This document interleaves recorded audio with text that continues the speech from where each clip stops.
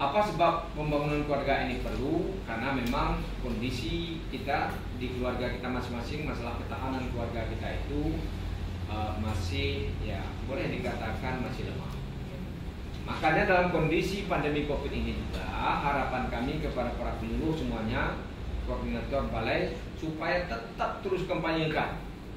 Ada 4 hal dalam meningkatkan ketahanan keluarga itu. Yang pertama, berkumpul di dalam keluarga. Ini kan berkumpul.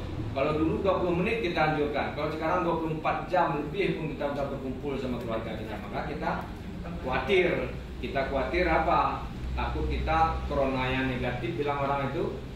Jadi istri positif. Jadi makanya itu tadi cegah putus pakai alat kontrasepsi. Di rumah itu pun berkumpul, stay at home boleh, tetapi tetap menggunakan alat kontrasepsi.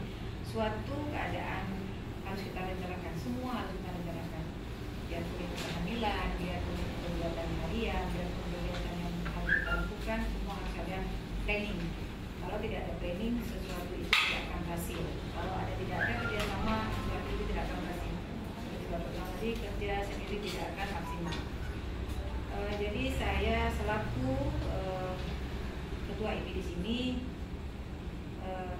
terima kasih banyak kepada Bapak dan tim Bapak sudah membantu kami dalam segi pengadaan alkon ataupun pengadaan alat kontrasepsi kepada bidan-bidan kami yang ada di klinik-klinik atau puskesmas. Dan kami juga agar jangan terlalu banyak dalam yang penting saja kita berkomunikasi dalam tersebut. Yang tujuannya adalah untuk tidak sampai putus kontrasepsi misalnya, kemudian ada benar-benar semua informasi yang dibutuhkan oleh BPS atau BPS atau Puskes di tempat pelayanan akan kita ketahui bersama gimana kendalanya. Mungkin selama ini kami di kantor atau di dinas menyangka bahwa semua kontrasepsi sampai ke BPS atau BPN atau Puskes. Jadi harapannya ke depan saya mohon kerjasama yang baik itu terjalin kembali. Kalau memang kami boleh mendapatkan lapor, untuk laporan bulanannya harusnya kami mohon dijemput. Karena kesibukan kami itu agak sedikit apa?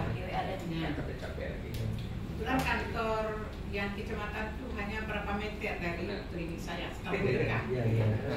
Iya.